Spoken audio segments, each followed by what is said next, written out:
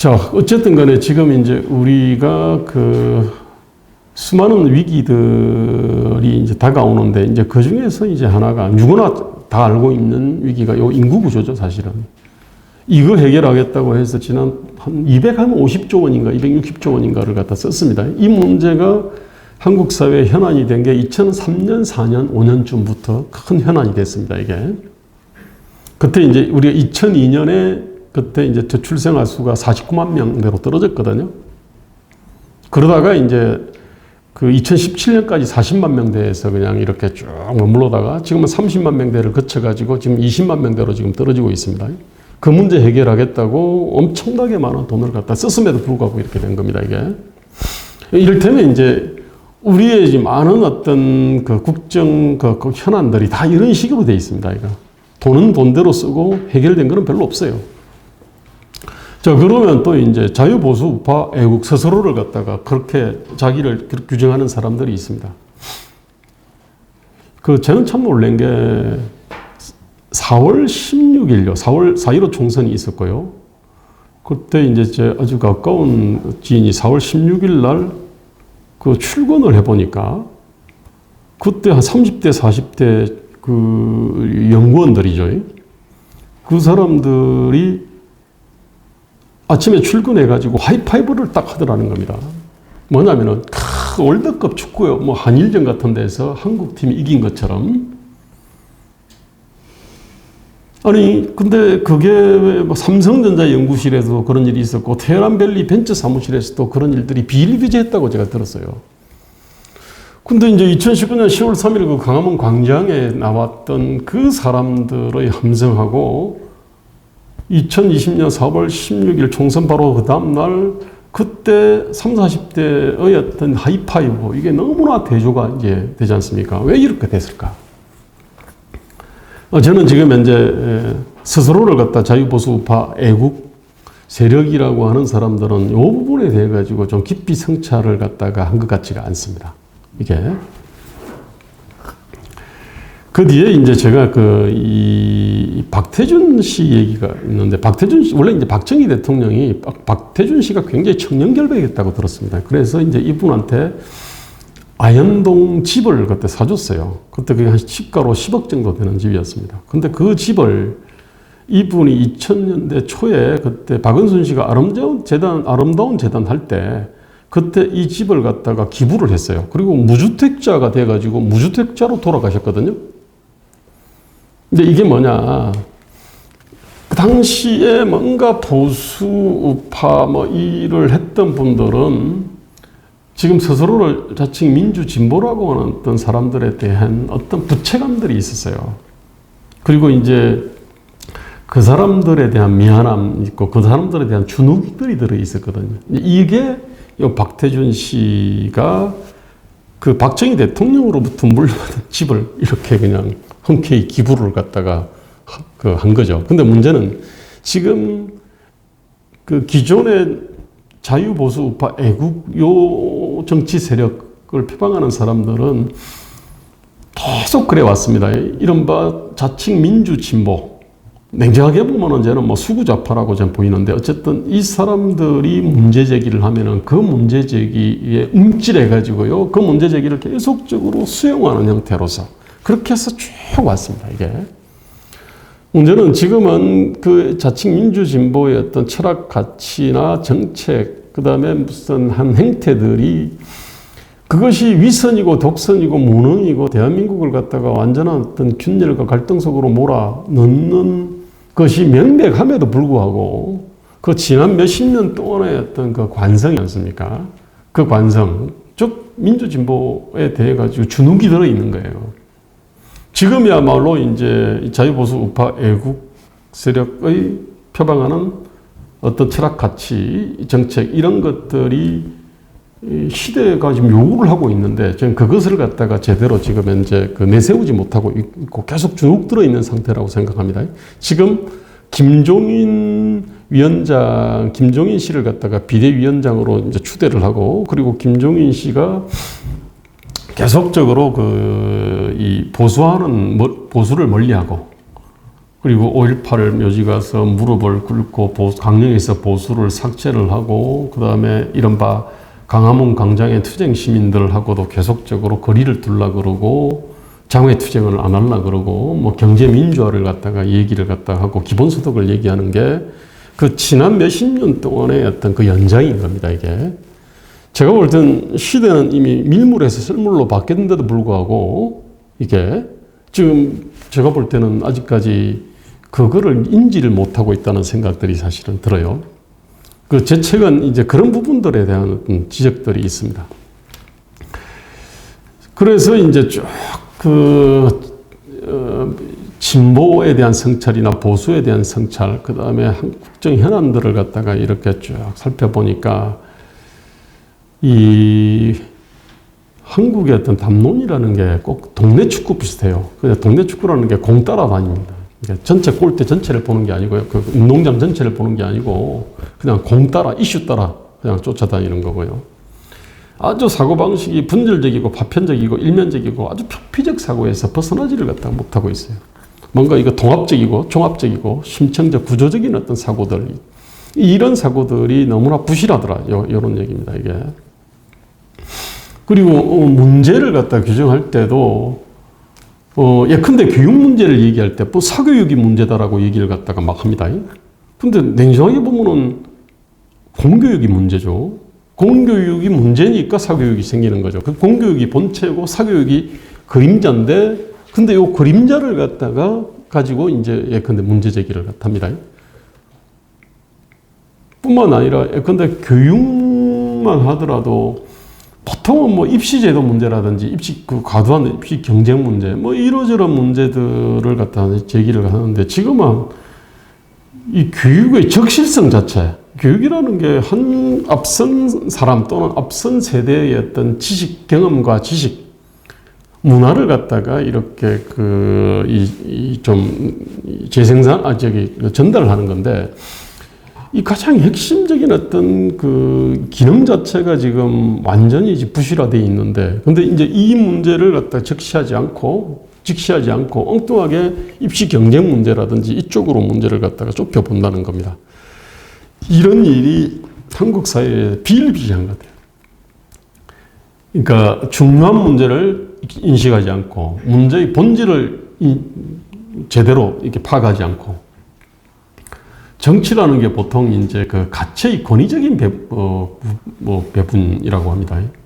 보통 그건 그 데이비드 이스턴의 정의인데, 가치의 권위적 배분이다 그러면은 즉 권력을 통해 일방적으로 배분하는 겁니다, 이게. 그러면 권력이 아니라 예컨대 시장은 일방적으로 배분하는 게 아니지 않습니까? 이게 생산자와 소비자가 서로 이제 맞아야 합의를 해야 되는 거니까. 그 다음에 어떤 가족이라든지 이쪽에서의 분배도 그것도 힘으로 하는 게 아니지 않습니까? 이건 나름대로 사랑과 공감에 의해서 하는 건데, 제 얘기는 예컨대 가치의 권위적 배분이다라고 이 정치라고 한다 그러면은 비권위적 배분에 대해서 알아야 되는 겁니다, 이게. 또는 정치를 가치의 우선순위를 갖다가 설정하는 거다라고 하면 우선순위를 설정하려면 가치 전체를 알아야 될 거 아닙니까? 그죠? 또 정치를 또 가치의 종합과 균형이라 그럽니다. 종합과 균형 잡으려면 역시 다 알아야 되거든요. 근데 문제는 한국의 정치라고 하는 게 이 가치, 즉 5,100만 명이 추구하는 가치들 전반을 다 알 수는 없지만 핵심적인 것들은 쭉 파악을 해야 정치가 제 기능을 할 수 있는데, 우리는 지금 그런 기능이 없죠. 정치인들이 그런 거를 하는 거라고 생각을 별로 안 하는 것 같아요, 이게. 제가 이제 이 책을 갖다 썼던 게 그런 겁니다. 원래 이제 강령의 대한민국의 주요한 문제들에 대한 진단이 있고 나름대로 대안들이 있거든요, 이게. 근데 한국에서는 이 강령적 고민용, 자, 가치의 권위적 분배, 가치의 어떤 종합과 균형의 문제, 그 가치 우선순위를 잡는 문제, 이런 어떤 중요한 고민들을 당 차원에서도 안 하고, 그 다음에 정치인들도 거의 이제 안 하죠. 그러다 보니까 대한민국이 중요한 문제들이 제대로 인지가 안 되고, 문제의 어떤 그 실체나 본질을 갖다가 이렇게 제대로 파악 못하고 엉뚱하게 그림자를 갖다가 잡고서 용을 쓰는 일이 이제 벌어지고 있더라, 이런 겁니다. 이제 이런 데 대한 문제의식이 지금 요 책에 다 녹아 들어가 있습니다. 그 다음에 참, 이 미국의 민주주의인데, 예, 제가 이제 돌아보니까요, 제가 학생운동을 할 때, 그때 이제 우리 대학 커리큘럼들이 있었어요. 근데 주로 이제 뭐, 예컨대 이영희 씨의 어떤 금선 전환시대의 논리니, 이 8억인가의 대화, 뭐, 그 다음에 종속 이론의 관점에서 이제 대한민국을 갖다 바라보는 뭐 이러저런 책들, 이렇게 쭉 있었어요. 그럼 마르크스 때 경제학 관련된 책들, 이런 걸 쭉 봤는데, 지금 와서 보니까 쓰레기 책들을 본 거죠, 사실은. 그 중요한 시기에. 근데 지금 이제, 서구에서는 아마 10대 말 또는 20대 초중반에 이제 보는 고전들을 갖다가 저는 다 40 넘어서 다 봤거든요, 이게. 그러면서 이제 우리가 세계 보편지성하고 얼마나 많이 떨어져 있는지를 갖다가 제가 이제 절감을 하게 되는 겁니다. 우리 지금 현재 문재인 정부와 86세대와 민주당의 저 혼미, 무능, 그 다음에 퇴행의 뿌리에는 정말로 중요한 시기에 세계 어떤 보편지성 내지 이성하고는에서 너무나 뒤떨어져 있는 그야말로 시대착오적인 어떤 그런 공부를 했고, 물론 이제 그거 현실에서 다 깨져나갔습니다, 사실은. 그 사람들은 어떤 주의자는 아닙니다, 사실은. 무슨 주사파, 사회주의, 뭐 공부했다 그래 주사파 사회주의자가 된 건 아닌데, 과거에 어떤 그 공부했던 이 찌꺼기들, 내지는 정서들이 여전히 좀 남아는 있어요, 이게. 근데 어쨌든 제가 이제 제가 지난 10년 동안 본 책들 중에서 정말로 내가 젊었을 때 이 책을 봤더라면 얼마나 좋았을까라고 생각되는 책들이 몇 권이 있는데 그 중에 한 권이 미국의 민주주의입니다. 요즘은 이제 아메리카의 민주주의라 그래가지고 깔끔하게 번역되어 있는 게 있습니다. 이제 저는 이제 이런 걸 이제 이 책의 또 그 목차를 갖다 쭉 보면요, 이 아메리카 대륙의 그 지리에 대한 얘기가 제일 먼저 나옵니다. 그 다음에 이제 쭉 정치 체제라든지 이런 게 쭉 나오는데, 이제 이런 책들을 보면서, 한국 사회를 분석을 할 때도, 이런 토크비로의 어떤 문제 의식 틀이 있잖아요. 그 틀을 갖고 하면 참 도움이 되겠다. 이 생각들을 많이 했어요. 그래서 그 생각을 많이 했습니다. 야, 볼리바르가 지금 한국 땅을 갖다가 지금 쭉 거닐면은 한국에 산다면 어떻게 생각할까? 그 다음에 토크빌이 만약에 한국에 지금 다시 태어나가지고 이렇게 쫙 보면은 한국 사회가 어떻게 보일까? 저는 사실은 이 책을 쓸 때 그걸 굉장히 많이 의식을 했어요. 처음에 부제로 토크빌의 토크빌이 지금 21세기 대한민국을 여행을 한다면 이분이 그때 이제 1830년 당시에 그때 9개월 동안 미국을 여행을 하고 이 책을 썼지 않습니까? 그럼 그 토크빌이 만약에 한국을 갖다 9개월 동안 여행한다면 어떻게 보일까? 그 생각들을 했어요. 저는 나름대로 그 어떤 문제의식들을 저 책에다가 다 녹여냈습니다. 제가 원래 이제 민주당 개혁운동을 갖다 하려고 했다고 그랬지 않습니까? 민주당 개혁운동은 사실은 이 86세대의 사상 이념적인 어떤 그 혁신을 의미하는 건데, 그 당시에 90년대 그 중반 그 말에 그 제3의 길이라고 하는 그 책이 나왔습니다. 이게. 그때 이제 책을 갖다 보면서, 원래 이 책이 원 제목은 사회민주주의의 혁신이었어요. 그래서 The Renewal of Social Democracy 이겁니다. 원래 이제 이걸 가지고 출판업자한테 가니까 출판업자가 너무 섹시하지 않으니까 제3의 길이라고 해라. 그러면 더 섹시할 거다. 라고 해서 이제 이게 탄생을 한 겁니다. 저는 이제 책들을 보면서 이 사람들은 그럼 그 당시 이제 영국 사회를 어떻게 바라보는지를 봤죠. 사실은 목차를 쭉 보면은 이 사람의 사고 체계들이 쭉 보이잖아요. 이 고민한 게 세계화에 대한 고민, 개인주의에 관한 고민, 생태 환경에 대한 고민들, 그 다음에 사회투자국가는 이게 복지에 대한 고민입니다. 이게 복지를 갖다 사회투자의 관점에서 보자. 이런 얘기거든요. 이게 또 핵심 얘기고 이게. 그 다음에 이제 이 연합의 문제라든지, 그 다음에 민주주의 문제, 이러저런 걸 고민한 거예요. 그러니까 또 한편으로는 아까 그 토크비로의 어떤 그 문제의식을 가지고 대한민국을 또 보고, 그 다음에 또 제3의 어떤 문제의식을 가지고 또 이제 대한민국을 이제 보게 될 거 아닙니까? 그 다음에 이게 발전해가지고 미국에서는 하이드파크 선언이라는 거를 갖다 했더라고요. 이게 뭐냐면은 미국 민주당의 이 핵심 그룹들, 그러니까 이 상원의원, 하원의원, 그 다음에 뭐 주지사, 주검찰총장, 그 다음에 정치 컨설턴트 등 이 사람들이 이제 이렇게 그 하나의 그룹이 돼가지고 정치 결사죠. 돼가지고 우리는 미국을 어떻게 끌어나가겠다. 이제 이런 선언을 한 겁니다, 이게. 이게 뭐냐면은 제가 2003년에 하려고 했던 게 바로 요거였어요, 이게. 근데 이제 저는 이제 그러니까 이제 이걸 쫙 보니까, 이게 한두 사람이 쓰는 게 아니거든요. 한 시대의 어떤 정치적인 경험과 지혜의 총합니다, 이게. 그래서 이제 이걸 쭉 보면서, 저도 사실은 이제 이러한 어떤 예컨대 뭐 하이드파크 선언이라면 뭐 예컨대 대한민국 여의도 선언 예컨대 이런 게 있을 수 있는 겁니다. 이래가지고 여기에 이제 지금 뭐 현직 의원, 전직 의원, 뭐 무슨 보좌관, 정치 컨설턴트, 무슨 지자체장 이런 사람들이 다 여기에 이런 거를 공유하면서 쫙 서명을 갖다가 해가지고 우리는 이런 정치하겠다. 이런 거를 미국인 2000년 8월에 했는데, 우리는 그러면은 뭐 2010년이나 뭐 전후에서 할 수 있지 않겠나 해가지고 제가 해봤어요. 그때 한 게 희망 코리아 정치연대라고라는 걸 했어요, 이게. 근데 우리는 이런 부분에 대한 이 정치를 하는 친구들이 이 국가를 어떻게 경영할지, 시대를 갖다가 어떻게 인식을 하고 국가를 어떻게 경영할지에 대한 고민 자체가 너무 일천해가지고요.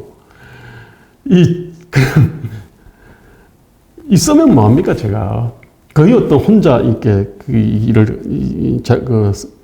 작업을 하게 된 거죠, 이게. 이제 어떻게 보면은 이제 그것의 결정판이 요 책이에요, 이게. 근데 뭐 이 책에 대해서도 별로 관심 없습니다, 사실은. 그리고 이 정치를, 정치하겠다는 사람들이 이런 강령적 고민들의 자체가 별로 너무나 없어요. 모르겠습니다. 앞으로 정말 이런 식으로 10년, 20년 계속 한국 정치가 이런 수준에 머무르면 참 대한민국 어려워집니다, 이게. 그 내용들이 이런 거고요. 그래서 이제 이렇게 강령적 고민을 갖다가 안 하다 보니까 원래 이제 정권을 잡게 되면은 당연히 이제 국정운영 5개년 계획이라는 걸 하게 돼 있지 않습니까? 그때 제가 문재인 정부가 2017년 7월에 내놨던 딱 그 내용들을 보고서 그것도 그때 나름대로 뭐 교수들도 꽤 모았고 뭐 에이스 관료들도 모았고 에이스 정치인들도 모아가지고 지들이 또 그래도 몇십 일 동안 뭐 이렇게 고민해가지고 막 만들어냈거든요, 이게. 제가 보니까 이게 쓰레기예요, 보니까. 내용을 딱 보니까. 당연히 이거에 입각해가지고 이제 쭉 국가를 경영하니까 제대로 될 리가 없죠. 이게 그 청와대 홈페이지입니다. 자기들이 생각하는 중요한 문제를 이렇게 써놓은 거예요. 최저임금을 갖다가 엄청나게 크게 딱 해놨습니다, 이게. 그 다음에 무슨 뭐 건강보험, 이게 문케어 얘기고, 부동산 안정화, 뭐 에너지 전환 해가지고, 이게 탈원전 뭐 이러저런 것들이 쭉 들어있는데, 그 다음에 저 밑에 보면은 뭐 일자리 안정자금이, 이게 뭐냐면은 문재인 정권 핵심들의 어떤 뇌 구조입니다, 이게. 머릿속에 무엇을 크게 생각하는지 이게 쭉 있는 거예요, 이게. 아까 이제 앞에서 제가 저출산 문제, 청년 일자리 문제나 무슨 공공개혁 문제, 예컨대 뭐 북핵 문제, 중요한 문제들이 있는데 이 문제들이 머릿속에 없는 거예요, 이게. 즉, 강령적 고민들을 거의 하지 않고 정권을 잡으니까 거의 쓰레기 같은 국정운영 5개년 계획들을 갖다가 내고 실제로 실제로 어떤 일을 하는 데 있어서도 아주 정말로 중요한 문제들을 갖다가 간과를 하거나 오히려 악화시키는 그런 일들이 벌어지고 있더라, 이런 얘기입니다.